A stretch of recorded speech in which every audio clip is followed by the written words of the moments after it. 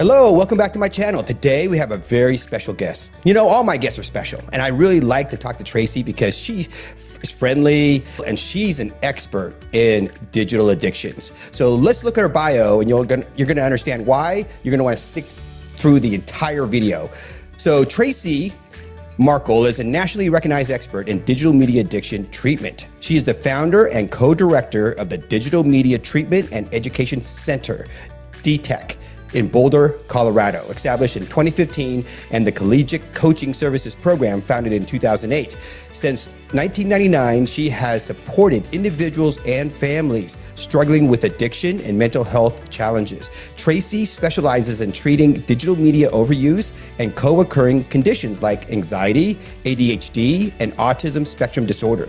She developed the FITS-IA, a treatment approach, and is a contributing author to internet addiction in children and adolescents. Tracy also leads research and advocacy efforts on digital wellness.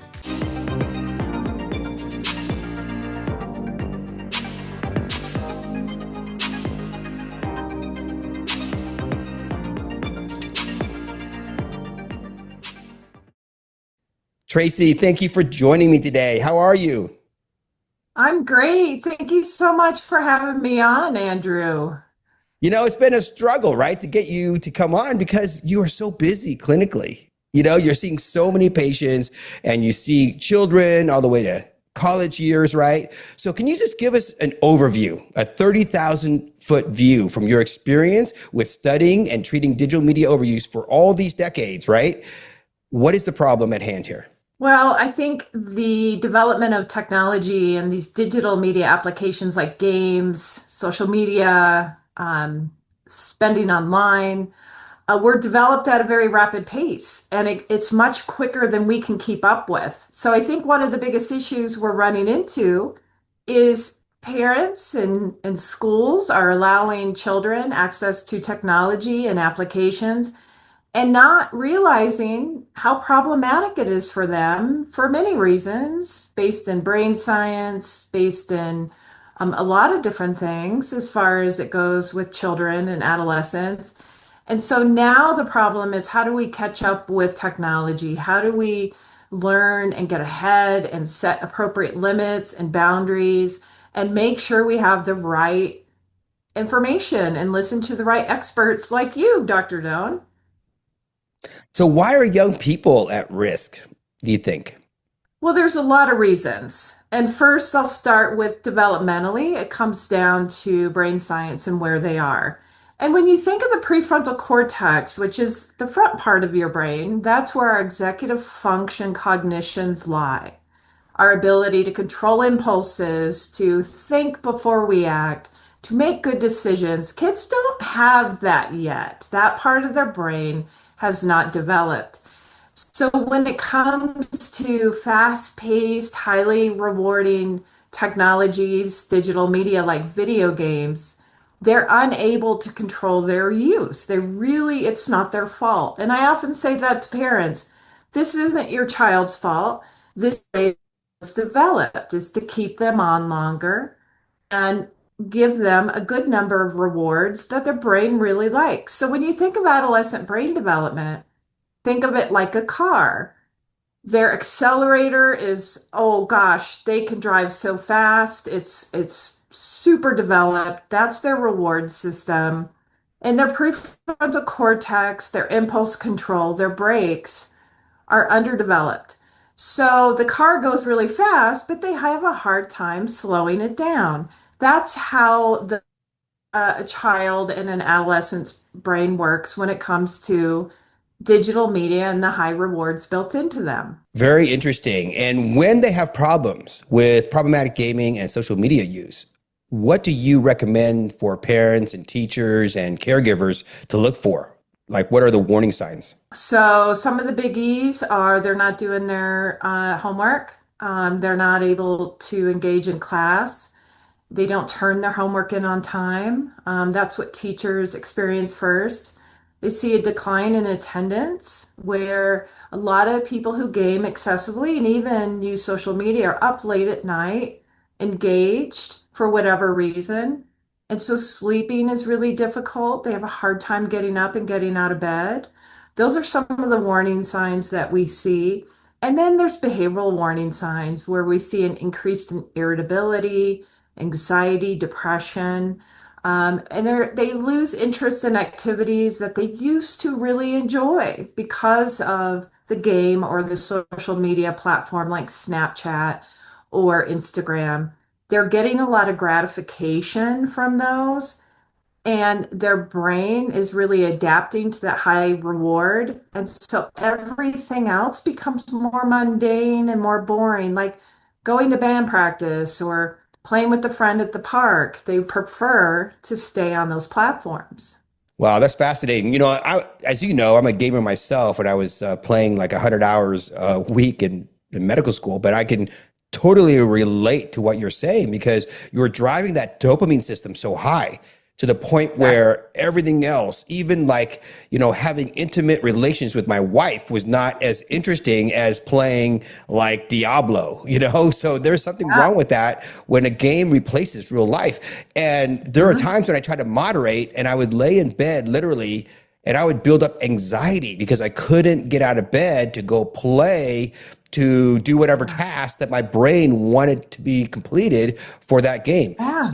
So that leads to now problems, right? So this excessive gaming and screen time affects mental health. I mentioned anxiety, Yeah. but what else does it Mhm. cause in mental health issues as well as academic performance and social development that you see commonly in your patients? Sure. Yeah, absolutely. So you're right. I mean, it really does increase anxiety. That anticipatory reward system that is built into these platforms. And what that means is it causes us to constantly anticipate a reward, and we're always seeking and we want and we want, and we have a hard time staying involved in the slower paced activities. And so we'll see higher anxiety. We see a significant amount of depression as well, because just like you, the person knows, wow, I can't engage in something I should be engaging in. I'm having a really hard time focusing and concentrating or spending time with my wife when instead my brain is over here. I want to go play the game. I want to get on social media. And there's a lot of reasons why people start feeling bad about themselves and becoming self-critical, ashamed. They start to lie because they don't want to admit to the problems that they're dealing with.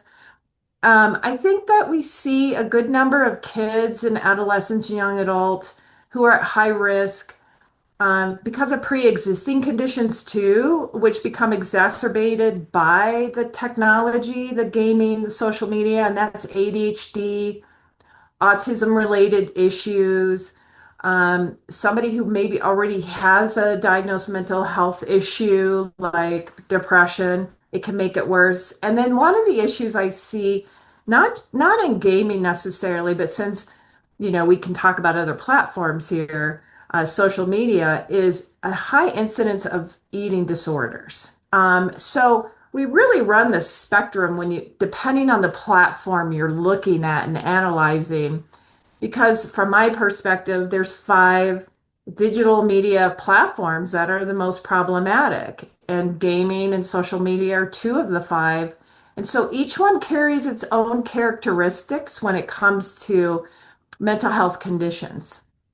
Yeah, and I just want to emphasize that just because it co-occurs with addictive behaviors, like digital media addictive behaviors, doesn't really nullify it. Doesn't mean that it's not a Right. real entity, Yeah. because oftentimes, you know, it's a genetic predisposition because there's underlying depression, anxiety, or bipolar disorder that Mm. causes that individual to want to get into substances or behavioral addictions. Right. Yeah, so that leads to now problems. So what kind of problems do you see in families in terms of relationships and peer interactions? And what are your strategies to deal with that? Yeah, so high conflict in the home is one of the number one reasons why they seek treatment. And also, of course, somebody who understands how the technology and the online platforms are part of that problem, because you can't treat one without the other. And so for me, it's coming in and helping the families understand how rewarding these platforms are for their children and how important it is. that they understand that, and to approach it from that a place of sensitivity versus I'm angry at my child that they won't listen to me. So let's meet them where they are developmentally and figure out what kind of access they really truly can have, which might mean a period of detox. If they're playing Mhm. Fortnite and they're reacting so strongly when their mom or dad pulls them off, and they punch holes in the wall and they threaten parents and they hit the pets. I've heard and seen it all. And so it's really important in those moments to make sure they understand the platform, why that fuels the conflict and the aggressive behavior. And we have to work with both of those together. Socially, that's one of the bigger issues that we experience, especially around gaming, where there might be a level of social anxiety, sensitivities as far as they've experienced bullying in the past and they're fearful of being engaged with real life peers. So they spend a lot of time on these platforms as a safe haven away from that, which only fuels the anxiety and the fear. And so they don't want to go to school. They don't want to engage with parents. So we have to work without those pieces as far as teaching the child and the parents how to reduce the anxiety. And gaming in particular is we call an escapist behavior or an avoid, and people will use that children to cope. So we have to work within the system and say, okay, we need to take a break from these games and the screens so they can learn how to cope better with anxiety and develop better tools and skills so they can once again go to school, engage with peers, and make friends. Wow, that's a really complex process. That this problem, affects many Yeah, people, not just the child. that's And true. and so if this is such a huge problems, are you seeing schools and universities doing enough to address the impact of digital media overuse? And what kind of policies do you see them put in place? Yeah, that's a great question. So I'll start with the easy part. Colleges and universities are really not doing much. It's few and far between if I see any kind of policies in place. And we know they're extremely plugged in and require everybody to be online for most things anymore. Even the college student orientation, most universities and colleges are now online and not as much in person. And so we're we're fueling this. I know it's kind of crazy to think about when that's extremely important for this major transition in life from home to the college environment. Yeah, it's crazy because my daughter is at college right now and she's a residential student. So we pay for her to go to be a residential student, but she has like 1/3 or so of her classes online. So Yeah, literally she's in her dorm room online because that's, a more efficient way for the college to deliver the right. material. This is crazy. And I've known so many kids, and you do too, that actually went to college, got addicted to gaming because they have the Hmm. high speed Ethernet connection to their Yes. dorm and it's too irresistible. Their bed's right there, the computer system's there. They Yeah. jump on the computer and they're playing all night long. They're sleep deprived. They get behind, and then it's like game over. They're like straight F's by this semester. So It's sad. quick. Yeah. It's really sad, and I mean, we have been asked by um, universities in proximity to us to come and do talks and trainings. But since the pandemic, a lot of these universities, from my experience, have allowed their staff to do hybrid approach where they work from home part-time. So they're not even present in front of the students on a regular basis. So we hear a lot less from these universities. Now, uh, K through 12, we're hearing a lot more from, and they are having us go on like, rounds with different schools. Elementary, middle school, and high schools and talking with the staff, talking with the parents, helping them understand to the point where now they're starting to have smartphone bans in the schools, which I actually appreciate. I think it's really important, and it's too late in many respects for some kids who are well beyond high school, but for the kids that are up and coming, I think it's going to be really amazing for them to have constant access. Yeah, that's a really great points. And it's amazing that there is a link between like excessive screen time and autism. And I noticed that you have worked with, or you work with kids who are autistic or on the spectrum.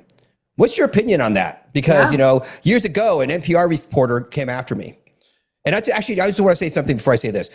Obviously, screens aren't bad because here I am on YouTube. I'm like, using this platform. I'm bringing on experts to share their Right. information on a screen, Yeah. right? So there's good Yes. uses and there can be bad uses. And so obviously we know that Yeah. people are going to the screen. They don't read much. So I'm using this platform to help, my colleagues like Hmm. yourself to communicate effectively, the importance of this.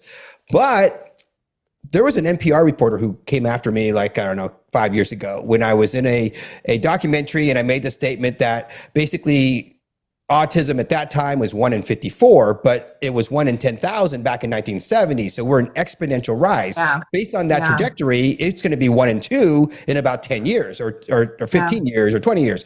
And she's like, oh, you're just over exaggerating, right? You're wrong. And then here we are, lo and behold, 5 years later. What do you think about this? What is your opinion about autism and screens? Well, I am super curious about the emerging science around it potentially being having a causal effect on autism. I wouldn't be surprised. I think that the majority of my clientele that come in are under the neurodevelopmental umbrella, meaning they have autism and or ADHD. Those are two of the most high risk diagnoses, especially for gaming, overuse and disorder. And there's many reasons for that, but I do know that, when you really think of the science and you think of mirror neurons, which are triggered when you're engaged face to face with somebody, and that's in many respects how we start to learn how to read facial cues, nonverbal cues, and a number of other areas that you probably understand a lot better than I do. It makes a lot of sense to me, and I can't wait to see more and more of that come out. I remember being at a conference years and years ago, and somebody who truly believed at the time that too much screen time from infancy and older can cause autism, he was laughed out of the room. And I Hmm. remember thinking, why are we laughing? This is very possible when you think of the power of devices and these platforms and what they can do to the human brain. And so I'll add one more piece in, and I'll be curious to hear what you think about this because people ask me this question all the time. They're like, why are so many people diagnosed with autism? And I'm like, well, one thing that really need to think about is Silicon Valley and Microsoft and Washington. And now we're having, people move to Texas to work with SpaceX and they have their own town. And I'm like, this isn't my idea, but others have said you have a lot of people moving to those areas who are in the STEM careers and they're meeting each other and they're having children. And we know that autism and neurodevelopmental conditions can be genetically related.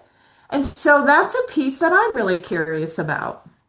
Yeah. So what's interesting is that, genetics is basically genes is the gun, but it Yeah. takes the environment to pull the trigger. Yes. So just because you pass on the gene does not mean you'll necessarily, manifest. Because look at Elon, he's on the, spectrum, but Yes. he's very highly functional. So he wasn't Exactly. probably, I don't know his history, but I can bet. If I had to bet, I bet, thousands of dollars that he was not glued to video games and a screen when he was a youth, Yeah.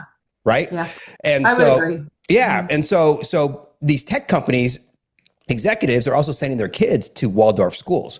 These Waldorf Yes. schools have no tech and no exposure to tech for the kids until age 16. But what I Yeah. do know as a clinician, right, that basically hardly anybody ever talks about it. So it's kind of like what you mentioned, Tracy, that when we mentioned like 10 years ago that screens could cause autism, they were kind of laughed at. But what I Yeah. know clinically is that I see a 2-year-old who's severely autistic, and I've seen multiple cases like this Mhm. where I can Mhm. tell the parents, hey, there's a link to screens and autism. Perhaps if Yeah. you can just remove it and see what happens. I've seen severely autistic kids go Yeah. from severe autism to normal in six Yeah. months. So I believe anytime, it. yeah. So anytime you see that in medicine, you Yeah. can't doubt that that's now a Right. cause, because it's kind of like if you had a skin rash, Tracy, and I said, Mhm. okay, I think it's because you used a new detergent, right? Yeah. And you remove that detergent from your life, and your rash goes away. It's the detergent. We don't have to do a randomized clinical trial on that detergent to determine, what's the rate of That's rashes right. are. But for you, you had a genetic predisposition for having a rash with that detergent. Makes so much sense. I mean, I have clients go through detox periods on a regular basis, and we have to prepare them really well. I mean, it takes time. It's not something you want to do quickly and overnight because there's safety risks involved. However, we have a really good path that we take clients down, and they go through detox periods, and we see so many of their symptoms resolve, especially depression and anxiety, and confidence increases, a sense of competence, because we're helping them get involved in activities that they find interest in and they excel in, and they're finally away from the platforms that are so addictive. And with my clients, I don't work with the really, really young population like you've spoken about. And a lot of my clients who come in on the autism spectrum either A, haven't been diagnosed, they've been overlooked, and we finally do that. And then we're able to help them reduce their maladaptive behaviors and start to improve. Because early diagnosis is extremely critical. Yeah, so you're right. It's bad. Age 25, they presented, because what happens is, the brain is so plastic when it's young. Yes. And ophthalmologists. It's so interesting because, Karen Heffler, who works in this field, she's an ophthalmologist. It takes an ophthalmologist to understand this. And I'm an ophthalmologist by training too. And so, because we deal with lazy eye and amblyopia, if we don't correct a lazy eye by the age 10, Yes.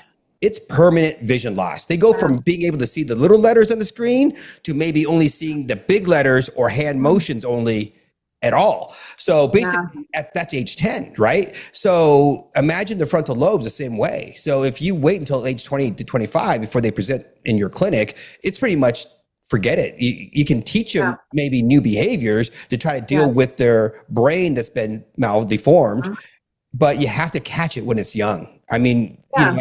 like I saw another kid who was like 8 years old who was severely autistic. Dad had to basically bear hug the child for like an hour that when he took the screens away, right? So that's the type of difficulty this family had.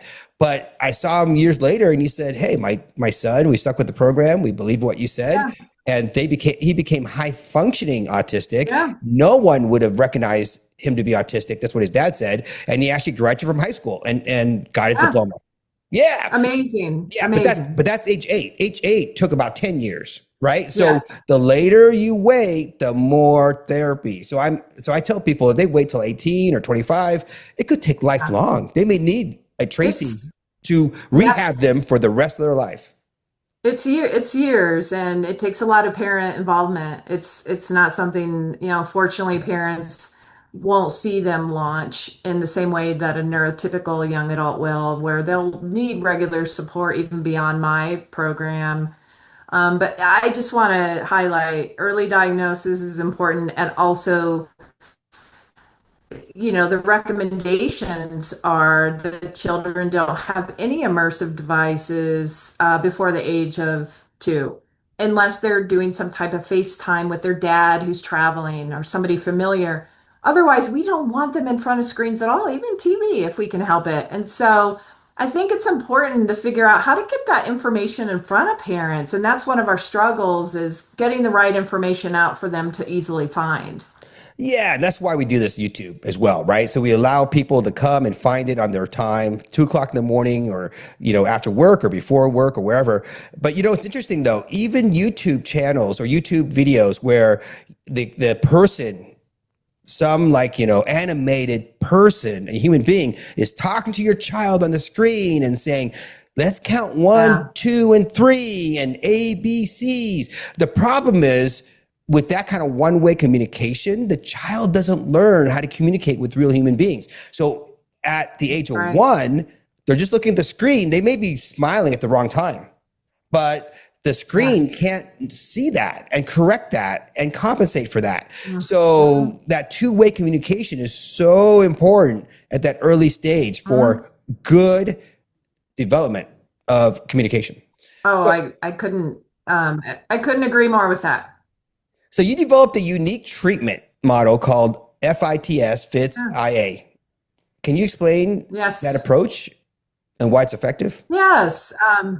Yeah, absolutely. So it stands for family engagement, integrated treatment, social connection for the treatment of internet addiction. So when I say internet addiction, what I mean is it's an umbrella term for all the domains underneath it: gaming, pornography, compulsive spending, information overload. And I am a systemically trained clinician, meaning I think it's really important to include the family, whatever that means, because we see much better outcomes in treatment when we include at least one other person in that person's life, whether they're an older adult or they're a child. And so, our integrated treatment approach is we work with a team. It's not just me on an island. I make sure to collaborate with psychiatrists, with occupational therapists, whoever might be involved, so that we're working from the same place and we're really integrated. Social connection and social recovery is huge for this population because being behind screens too long, for whatever reason, whatever their reasons are, social anxiety, autism, they were bullied, they're not confident and competent in that area. So we include support groups, coaching in that area to help them become comfortable. So it approaches the system as a whole to help them heal. So for me as a family therapist and the other team members, we work with parents directly and we work with them a lot, especially if they have children who are dependent on them still. And I mean college students too, because they're often dependent on their parents still financially and emotionally. And we work with the parents and we teach them all there is to know about these platforms, persuasive design, why their child is having such a hard time. And they develop empathy and understanding, which is needed because they're so fatigued. They're so over it. They're like, I'm so tired of my kids gaming. And they've never heard the things that we've shared with them about the science behind the scenes. And then we help them develop a good plan to help their child get on track and actually succeed. It's intensive work, and the families that come in, I always say, for this to work, and I'm confident it will, it's important they stay involved on a regular basis because it's not quick, it's not easy, it's not 1 hour a week of individual therapy and you're good to go. It's much more than that, but we have a high success of recovery, so we're really pleased with it. That's fantastic. And what do you think, in regards to a relationship with video games and social media for these patients of yours? Do some can develop a healthy relationship, or others, do they have to like completely quit? Yeah, so we come from a place of an abstinence and a harm reduction approach. So they often are used together. And what that means is initially in treatment, we need to see the person abstain from the problematic application or applications. It could be gaming and spending at the same time, which a lot of games have a gambling effect, which they have the transactions involved. We might need to do a harm reduction approach. Can they engage their technology in a way that they can still academically participate? So it takes a lot of effort, and we do incorporate parental controls and we teach parents how to use them. So certain sites are blocked, certain sites can be used. Now, what I will say, it's a long road to recovery, just like substance use disorders. You can't quickly go back because we see people go downhill really quickly when they start gaming again if it's too soon. So the younger people are, the more time they need because they have so many areas of competence they need to build up, social, academic, um, relationships in general with their parents. And so it can be up to a year sometimes before a client might be trying to play a game again. And I have three components I always talk to them about before they bring games back are a sense of achievement, social connection, so multiplayer, type of games, role-playing games, immersion. So they require hours and hours of play. And they always laugh at me because they're like, that's why I play these games, because of those three components. And I say, well, those are the three reasons why they're highly addictive. So it's really tough for people though to come back and play games. Yeah, I'm glad you brought that up because that research came out of Nick Yee's laboratory out in Stanford when he was there. And I think he polled like over 20,000 gamers and said, hey, what are the three elements that make a game super addictive, right? So achievements, I kind of like talk about achievements like, like the asteroids or Missile Command or Pac-Man high score, the leaderboard, that kind of stuff, right? To help, the viewers understand what that is. And then the immersion is like actually feeling like you're part of a fantasy world. And these days, these games are like universes, literally. I mean, you'll spend hours just running from one part of the map to the next part of the map on a virtual continent to basically complete a task. And then the social interactions, just, human players online, which is one of the elements was the MMORPGs, the massive role-playing games, because I was a part of that. Years ago, I used to play like Ultima Online, which is the first, MMORPG. Those guys were like, we had like thousands of players on a server. It was fun. I mean, it was like an online gang that became my family, of 200. Yeah. Yeah. Yeah. I get a dopamine rush just thinking about it. I bet you do, because when we anticipate rewards, we have more of a dopamine release than we do when we actually get the rewards. Oh, yeah. So I think that's one of the challenges with kids and gaming is it's so immersive. They love how they feel when they're playing with their friends. They might feel excited for the first time, right? And so that right there can catch them pretty hard as far as pull them in and make it hard for them to leave the game. And because they want to be with their friends, it makes so much sense. Oh yeah, they do. And during the pandemic, I used to play Fortnite with all these kids, and they found out I was a doctor. So then they started hounding me for V-Bucks so that they can get the season pass or the battle pass, or they want to get like skins and so forth. I gave out a few, and then it's like, no, I can't keep up this thing. There's like thousands of kids. It's endless supply of children who want, free bucks. Oh, well, and Fortnite is still such a popular game. It's really endured through the test of time. Yeah, it's impressive. They made like, I think a few years ago over 5 billion in revenue. Now it's not as much, but it's still well over $1 billion a year.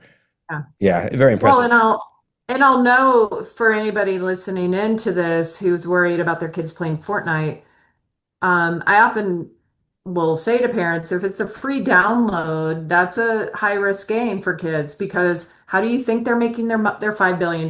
It's through the transactions in the game. So be leery of these games and also of them having your credit card number stored in the game, because they might be charging that slowly but surely and building that up. And they're called microtransactions. So I always tell parents, be aware of free download video games for that reason. Yeah, let me describe one scenario since you mentioned that type of, pressure. So we playing a game and there's like a lobby. So other players join this lobby, and usually, it's like 1v1, there's no lobby.